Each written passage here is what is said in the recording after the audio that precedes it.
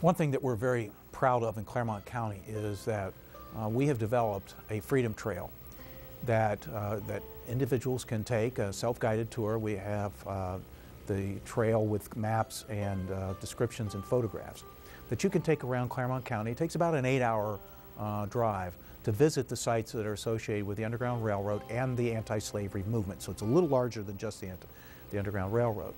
19 of those sites have been accepted into the National Network, Underground Network Freedom Program. This was a program that was actually started as a result of legislation of Ohio Senator-elect Rob Portman when he was a Congress member. The purpose of the legislation was to provide a structure, and now it's an office of the National Park Service, to help document and preserve sites associated with the Underground Railroad. And our 19 sites that we have lead the nation, and we have 2 programs. Bus tours that I give, and also lectures that are accepted as those programs.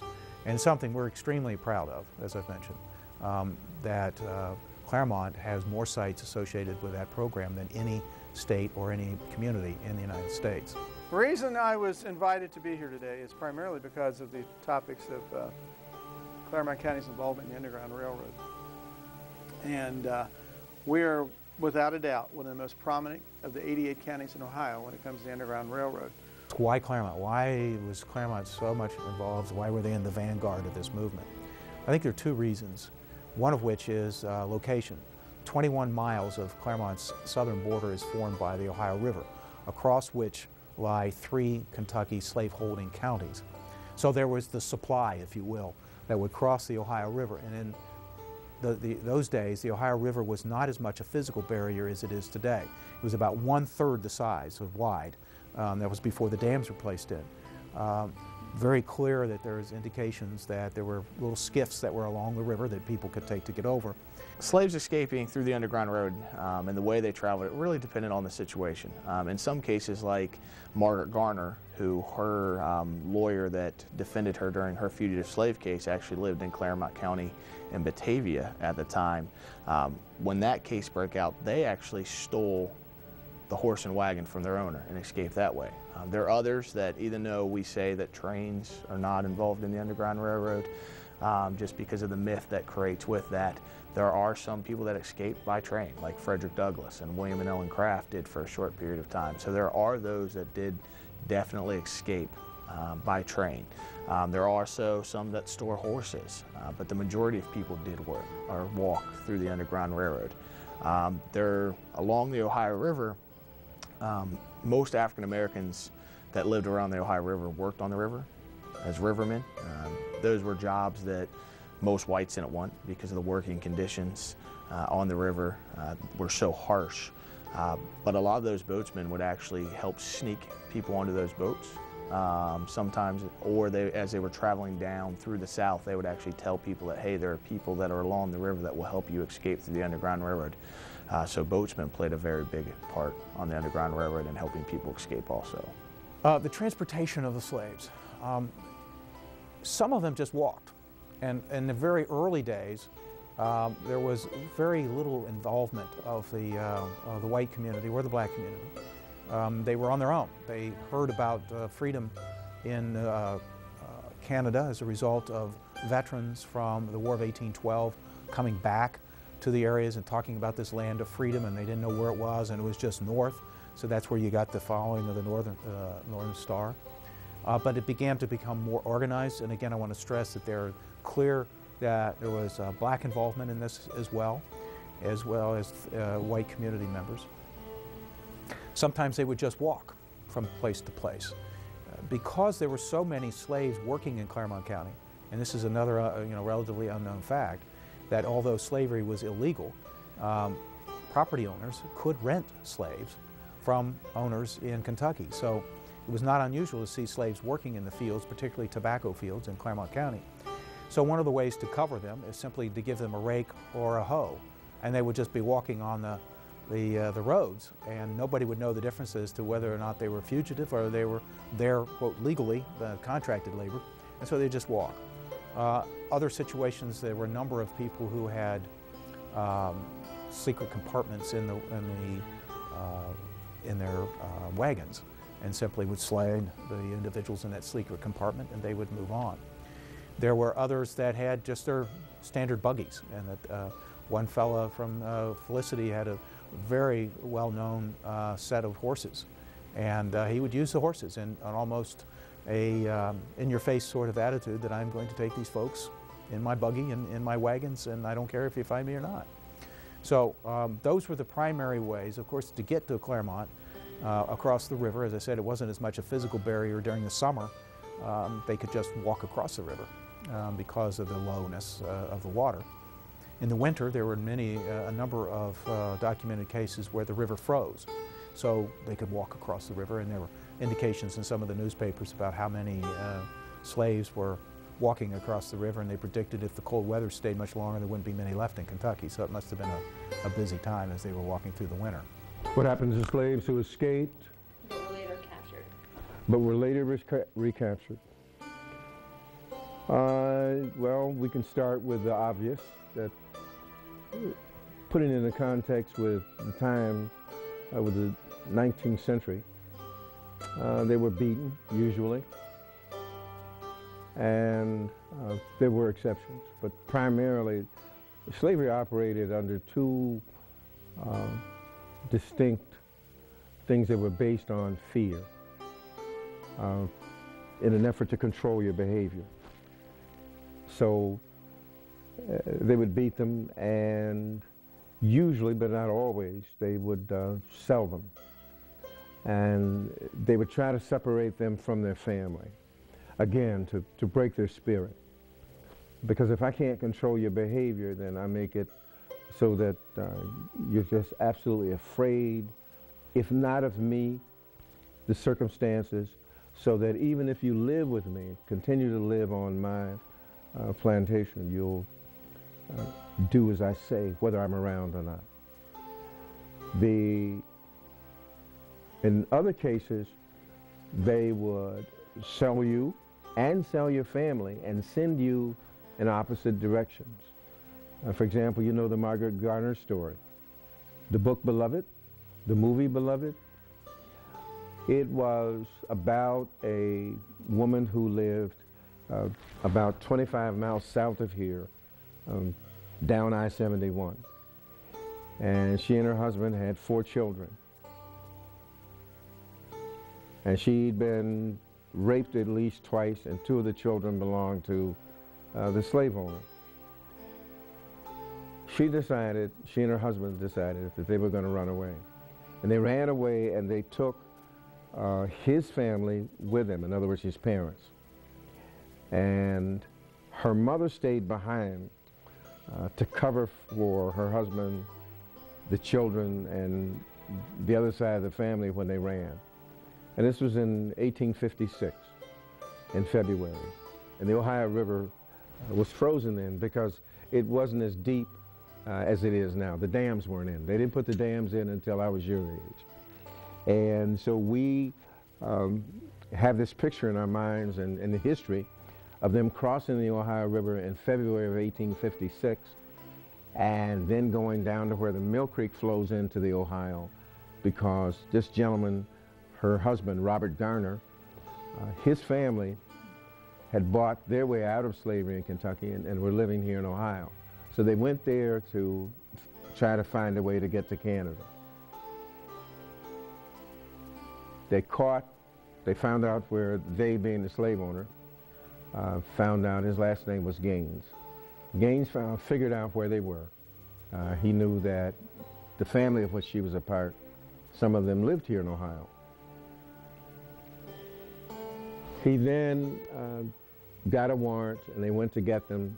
And rather than go back and go through what I just explained to you, Margaret promised that if they ever had to go back, she would kill her children and she would kill herself. She cut her daughter's throat, killed her daughter, tried to kill her sons. She didn't succeed, but she tried. She's given a legal court case. The murder happened down in Cincinnati, about where Riverfront Stadium is today. The court case, it was such a hot issue in Cincinnati, they had to move it. So they brought it out to Batavia, and that's where the case began, here in Clermont County. One of the most famous anti-slavery issue cases in American history. And her lawyer was a guy named John Jolliffe, who was from Batavia.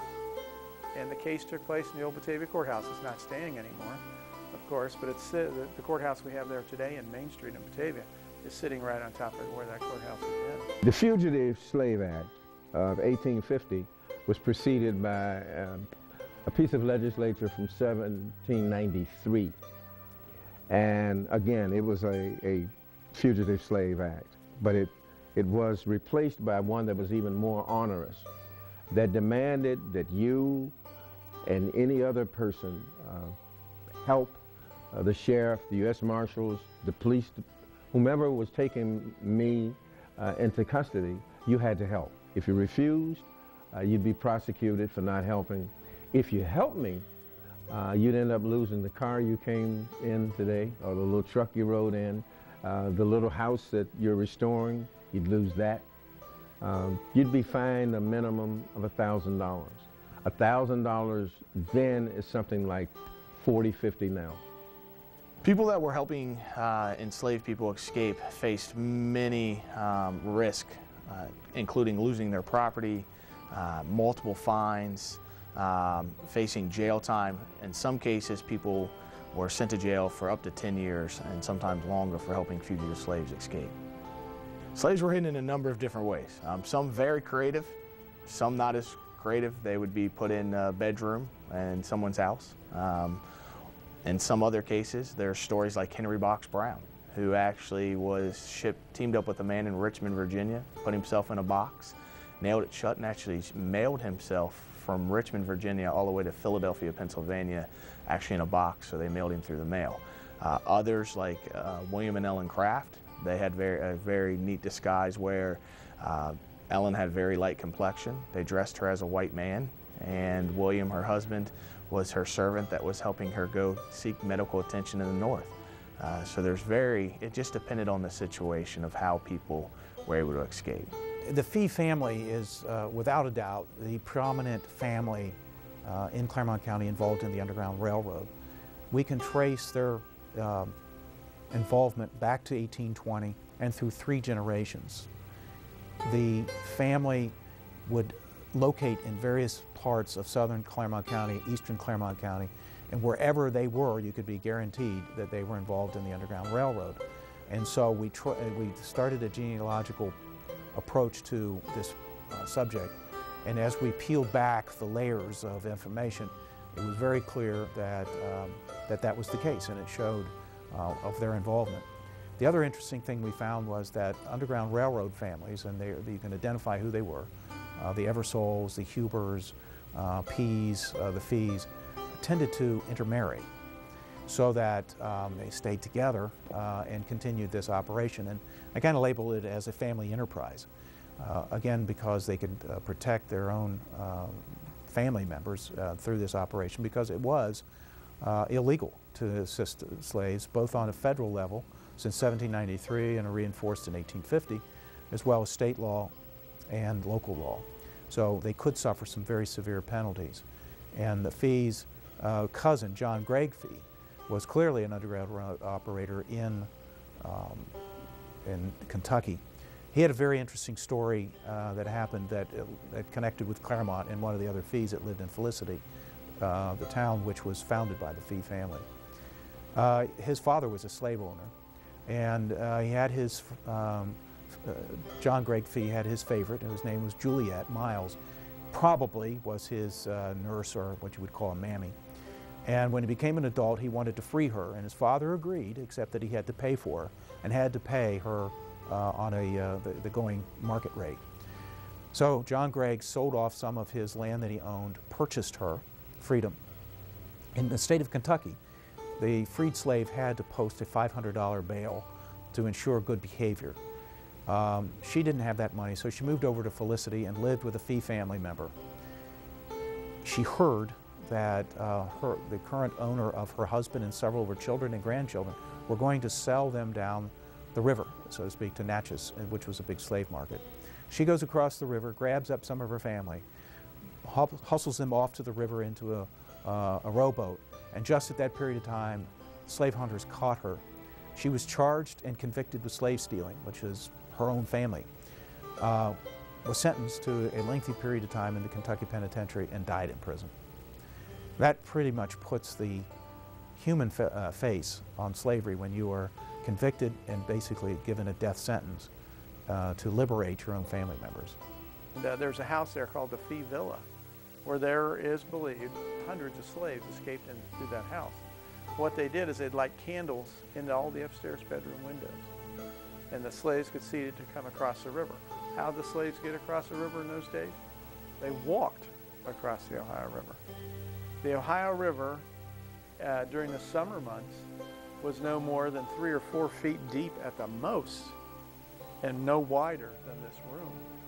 Why is it so much deeper and wider today? It's because of all the dams that were built. They began building dams on the river, but not until 1910. But it was dangerous. At the Fee Villa, house built 1814, still standing today. I give tours of the house every once in a while. People can still go in the basement and see where the slaves hid. At one time, there used to be some Catholic priests lived there that collected everything they could find. When the slaves got to Clermont County, this is their first spot in free territory that they got to. And many, many, many of them headed here because the most successful and biggest trail for the slaves to escape through Ohio was right here in Clermont County. If any of you know where State Route 133 is, down that way. That was originally called the Bullskin Trail. That was an Indian trail. It brought the Indians down from Canada and upper Ohio to attack the American settlements, primarily at that time in Kentucky. There wasn't anybody here, not many. There were 2 villages here before 1795. Both of them were massacred by Indians. One thing we could do about it, because this wasn't considered United States territory by the British government, they still considered where you're sitting right now part of Canada. So it was a tough place. But the slaves used State Route 133. There's several historical markers along it. They came across the Ohio River at the mouth of the Bullskin Trail, down to a little town called Rural, and began coming up. Now, they could not, they had to spend the night at places here. That is why there were so many places on the Underground Railroad. When the slaves first got to Clermont County, this is the first free territory they got to. Many of these people hadn't eaten in a while. Many of them were, well, most of the slaves didn't have elegant clothes in the first place. They had rags, and there was not much left of the rags. Can you imagine walking or trying every great once in a while, finding a ride if you were coming from Alabama or Texas or Florida and had to get here? I would like to walk that today. Nevertheless, back then when there was no interstates, no superhighways, no good roads at all, but these people had to find ways to eat and to drink and to find clothing. And when they got here, this is a place where many of them got their first chance to do that. Well, this Fee Villa in Moscow, as I was saying earlier, the house was owned back in the 1970s by some Catholic priests. They had collected everything they could find off of that the slaves had left there. When they came to this house, they would go through the front door, and there was a secret sliding doorway on the first floor down to the basement, where they took off all the handcuffs and the shackles and everything else they had on the slaves. And they collected these things. These Catholic priests did, and I shot some pictures of their collection, which was the worst thing I could have done. Within a couple months, somebody broke into the house and stole everything. We don't have it anymore. But the people of Clermont County were ingenious as far as helping the slaves escape. One of the neater ideas, and it's believed there may be one of those here in Owensville, there were wells that connected to the houses. And the Fee Villa, the tunnel from the Fee Villa to the backyard to this well still is there today in some way, shape, or form. What they did is they built the anti-slavery people, or known as the Abolitionists, would put a board a few feet down in the well and just put a little bit of water on it. Everything else in the well was dry. If somebody raided the house, if the slaves needed to escape, they'd go out through, just lift that board up with a couple of inches of water there, climb out through the well and leave. And you can still see the well there at the Fee House to this day. And we've looked down it before, and this and that and the other, and it's a very neat thing. But not everybody in Clermont County was for slavery, or was against slavery. Some people wanted to make money off of it. And the Fee's next door neighbors, the Spate family, would put lights in their upstairs bedroom windows. And if the slaves made an escape and looked at them and crossed there, they'd capture them and try to sell them back. But every time they tried to sell them back, the people in Moscow would save them The Wigglesworth kidnapping took place in Washington County in 1842, October. It was probably the most phenomenal event of many that happened in Clermont County during this event, during this period, in that Fanny Wigglesworth was allegedly owned by a family in Maryland. And for some reason, the family in Maryland willed Fanny to an unknown person in the family as a life estate, meaning that she was given to this person for the duration of that person's life. And then she would revert back to two named owners in the will, which was Moore and Middleton. And for unknown reasons, Moore and Middleton decided that they were going to use self-help and take Fanny back as to their property rather than going into Clermont County Court, which would have been the proper way to do it.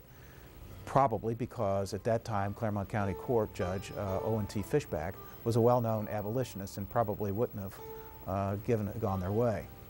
So they resorted to kidnapping, and they had a number of individuals they described as an armed gang from Kentucky, came in the middle of the night, tied up her husband, and took her 4 children and Fanny. The legal status is very interesting because Fanny was perhaps a little unclear as to whether she was indeed a slave or not. The children, all evidence being that they were born in the state of Ohio, were, regardless of their parents' status, free. So kidnapping the 4 children was definitely a crime in the state of Ohio because they were free. Well, they went across the river. Chase was given by people in the community. However, they lost them. Somehow, information about their whereabouts kept filtering back to Clermont County, and a fundraiser was held in Lebanon, where the husband had moved, to raise money to hire an agent to go after them. And Robert E. Fee from Moscow was hired as the agent, and he located them in first in Independence, Missouri. He went to Independence, Missouri, and he describes a very cold, nasty time that he went out there where the river was freezing over.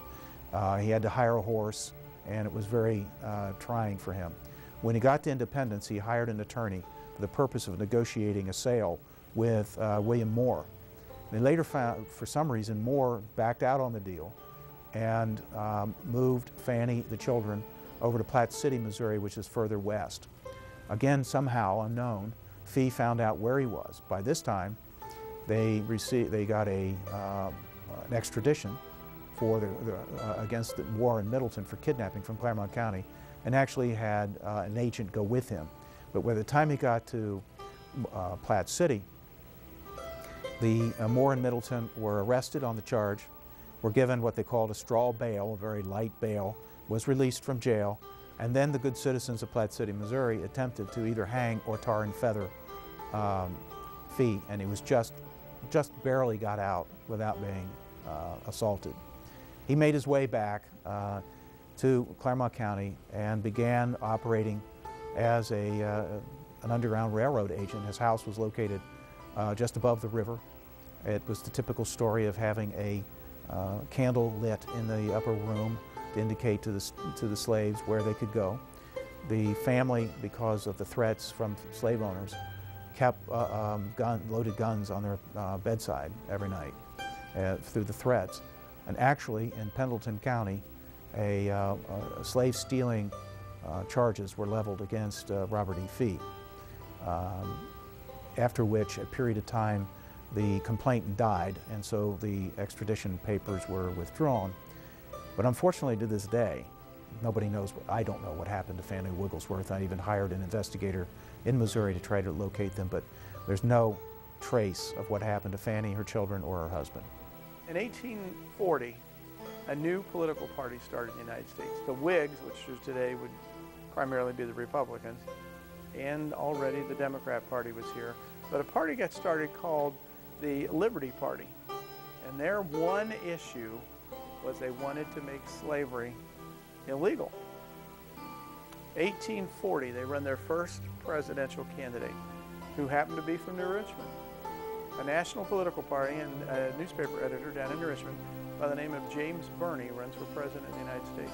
In 1840, this new political party gets started. 3 million people vote. The Liberty Party, that pathetic little party, picks up 6,000 votes out of 3 million. That's not real impressive. Well, 1844, they decide to do it again. This time, they run James Birney as their presidential candidate again. And the vice presidential candidate is another Clermont County boy, a man by the name of Thomas Morris, who had been a United States Senator. He lived in Bethel. Now, the Liberty Party picked up 6,000 votes out of 3 million in 1844, with Morris on the ticket, and he was known as a leading anti-slavery senator in the United States Senate. He was called the Advocate of Human Liberty. The Liberty Party went from 6,000 votes to 70,000, picked up so many votes in New York and Ohio that it went against James Birney, who was the heavy favorite. He didn't win. They thought for sure he'd be a shoo-in because he'd won because he was so daggone popular. In the middle of the Civil War in 1862, there was an incident in New Richmond where a slave was being taken after being captured in Cincinnati and was going to be taken back across the river in Ohio to Kentucky. And the citizens of New Richmond just simply said no. And they came out of their homes and shops loaded to the teeth. You could just imagine the tension going on between the folks there, and their fingers kind of on the trigger guard. And eventually, the slave owners gave up, realizing they were outnumbered, and they left Leroy Lee, who was a fugitive, there in New Richmond. So that was one of the latest documented periods. It was in October of 1862, really before the Emancipation Proclamation came into play in January of 1863. So we've had at least a 40-year history and tradition of Clermont counties being involved in the Underground Railroad and the anti-slavery movement. I brought these to show you. Here's the records of a black lodge that the people in New Richmond, the white people, just let these guys who had been slaves run their own business, this little non-profit lodge. But this was a burial association. I'm looking at records of them contributing $2, a quarter, a dime, so that they could bury other black people. They were self-sufficient as much as they could be, but the real catch is that the white people in the village knew what they were doing. And most of these guys were not free legally, okay? And they knew who was and who wasn't. And you know, New Richmond is too small this very minute for me to do anything but buy gas and a Mountain Dew and keep moving. So now you see, and they were able to do this and set up an institution that lasted for several years. You can't, let's say they were doing meth. Let's say they were cooking methamphetamine or selling crack. How many days we give them? I mean, they wouldn't be there a week. But they're doing something to help themselves. They weren't bothering anybody in the community. That's freedom. That's when the Underground Railroad made a difference. I can trace several years in these records of these guys sitting around in a little room. And it just sort of makes you feel good. There was a gentleman he was 13 years old when he started as a conductor on the Underground Railroad. His name was William Thompson in Bethel. Mr. Thompson used to carry around 2 pit bulls with him, and his family was very much against slavery. And they hid slaves in the basement of their house, which is still standing. You can still see where they hid slaves. If a slavery person came by, he'd let the pit bulls attack them, kill them, do whatever. Dr. Thompson was mentored by Senator Thomas Morris, who lived there, and became infused with Underground Railroad ethos, and was, as a teenager, one of the early guides or conductors, and would take the fugitives from Bethel, which had intersecting routes of the State Route 133 and Route 125. His home stood right next door to the Bethel Baptist Church, second oldest Baptist church in the state. They had special laws passed about the blacks. Thomas Morris lived in Western Virginia, which would today be West Virginia, and immigrated to first Cincinnati and then later to Williamsburg. And in Williamsburg, he set up a tavern and unfortunately got into a debt situation where in those days you could be put in debtor's prison. The community thought so much of him that they gave him sort of free reign of the village instead of putting him into debtor's prison. He later moved to Bethel because he thought that the Virginians who lived in Williamsburg were a little snooty.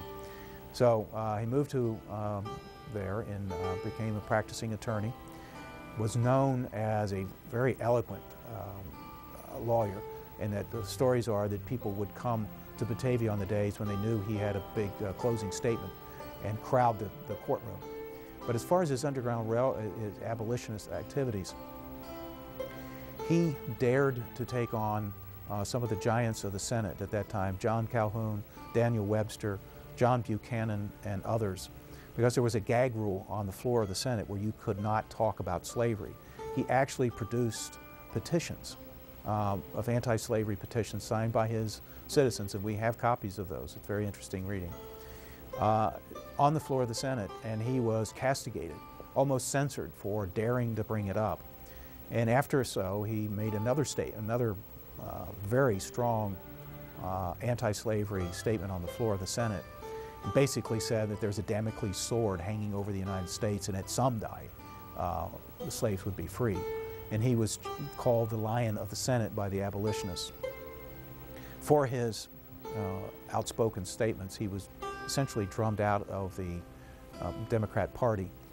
In 1844, he became the vice presidential candidate for the Liberty Party. This was a national candidate.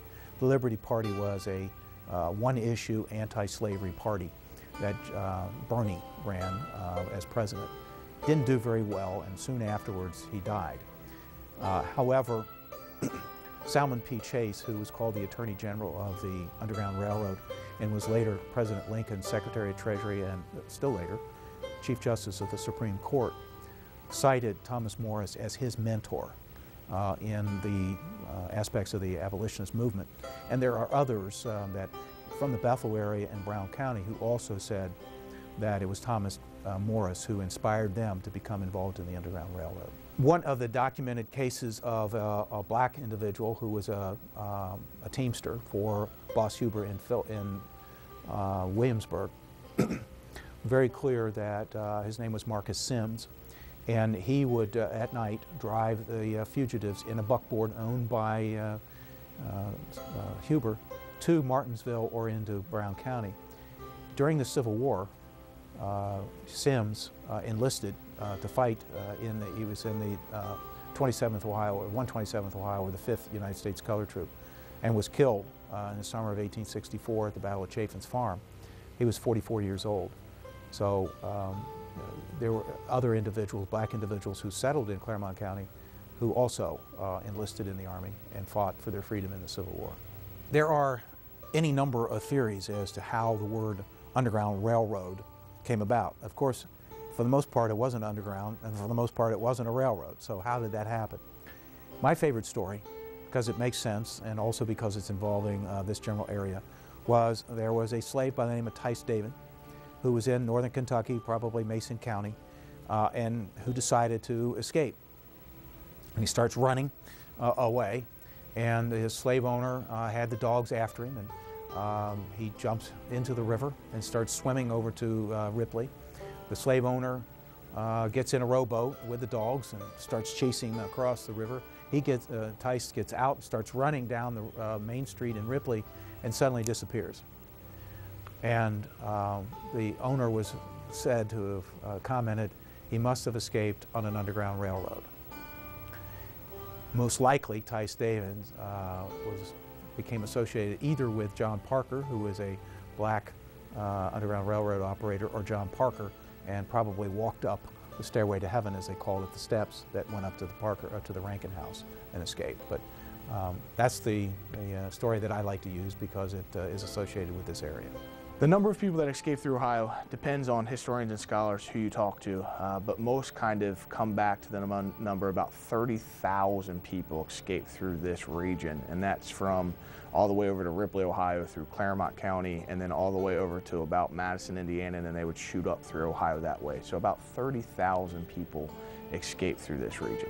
We were one of the most heavily traversed states in the country, and I'm not going to give you a number, because there's a question as to whether we are talking about 40,000 people who escaped or over 100,000, and I'm inclined to say over 100,000.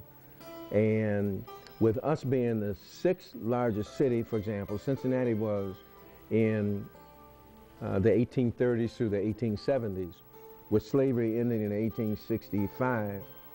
And we're talking about people escaping out of Virginia from Marietta all the way down to Lawrenceburg. We were either the first or the second most heavily traversed region in the country. So what am I talking about in terms of numbers? Easily 1/4. Because don't forget, America, as late as the Civil War, was primarily east of the Mississippi River. The rest of the country just really didn't have enough population to matter. So this grinding, this yin and yang, was going on up and down the East Coast in the bottoms of boats. But the foot traffic was across the Susquehanna, the Potomac, the Ohio, the Missouri, you getting me? And the Ohio was in America's heartland. So places like Ripley, you name it, Gallipolis, anything bordering Virginia and Kentucky was heavily traversed.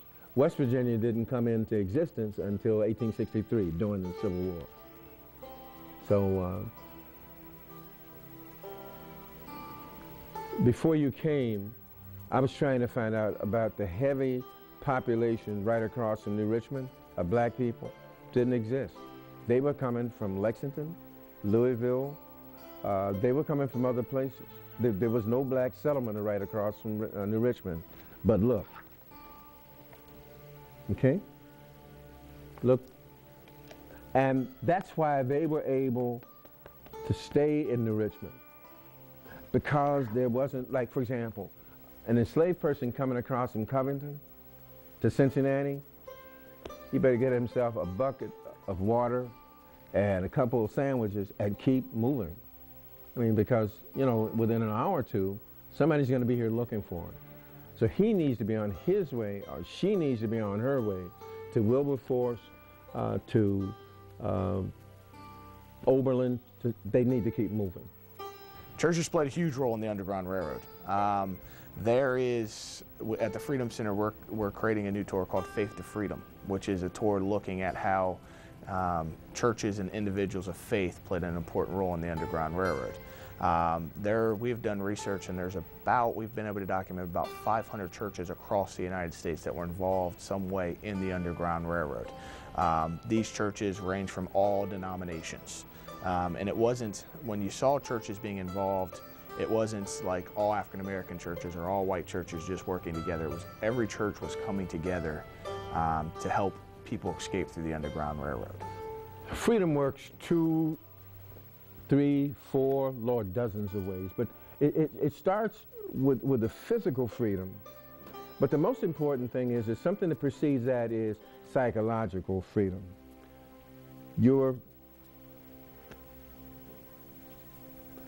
Do you know anybody in an abusive relationship, domestic relationship? And they complain about it, right? And then one day that person will tell you, I'm done. Okay? And when she says, I'm done, boy, dude came by diamond rings, he came by a new Camaro, it's over. You hear me? And when she starts out the door, he can take everything he wants. He can beat her up, he can do it, as long as he doesn't physically kill her. She's free.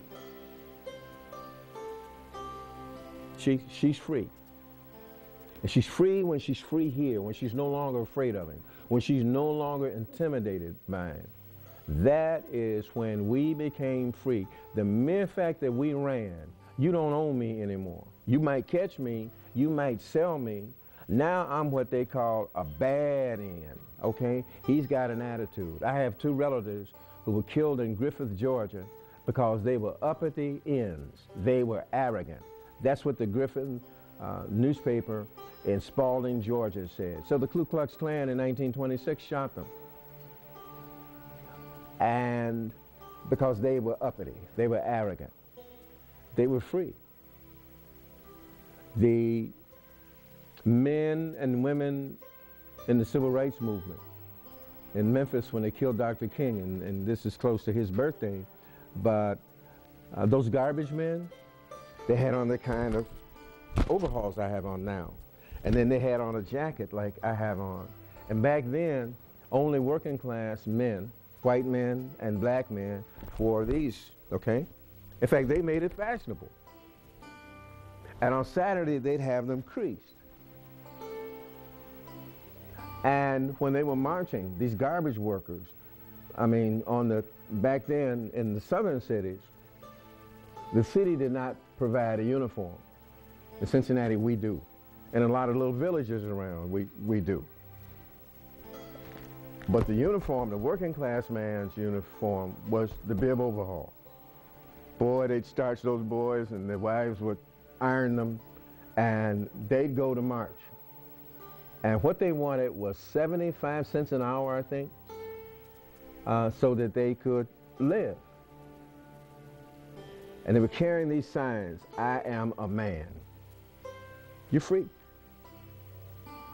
And then whether you stay in Memphis and work for 75 cents an hour, or whether you catch the Greyhound bus and go to Chicago or come to Cincinnati or go to Cleveland, psychologically, you're free. So when people came into Ohio, they'd already made a psychological decision not only to just run, but their attitude changed. That's another reason why they were sold if they got caught, because the slave owner didn't want him or her on the plantation, on the farm, bad-mouthing him. You know, I mean, your body language says, I'm not afraid of you anymore. You can take my kids. I'm still not afraid of you. So freedom starts with how you see yourself. Freedom, as I saw it when I was in my 20s, and I watched people in East Germany, and they would climb up on the wall in Berlin, and they would get into the razor wire, and there'd be blood everywhere, and dude is coming out of it. I mean, the Stasi are back there with AK-47s, and this guy's saying, shoot me in my back. He reminds me of black people who, when the Union Army came into Virginia, and black people start running for Fort Monroe, and the slave owner is saying, if you don't stop, I'm going to shoot you. Shoot me. They shot black people at Fort Nelson in Kentucky. The white plantation and farm owners would shoot them in the back. And they'd keep running. If I'm not going to do this anymore, you're not going to do this to me anymore.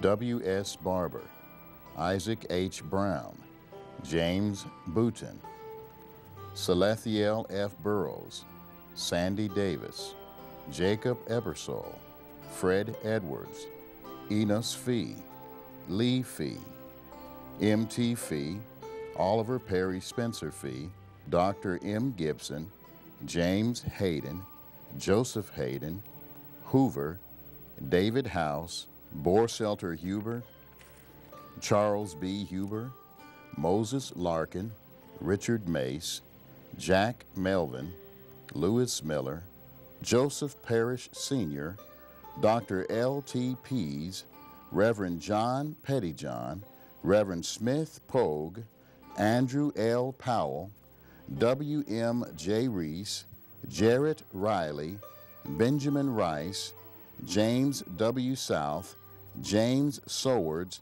Honorable Dottie Utter, DeLoss S. Waite, executive producer Richard Shane Reinert, associate producer Melissa Dietrich, editor Richard Shane Reinert, research assistant Melissa Dietrich, director Richard Shane Reinert, voiceover narration Stephen Smith, music by Kevin MacLeod, interviewer Melissa Dietrich.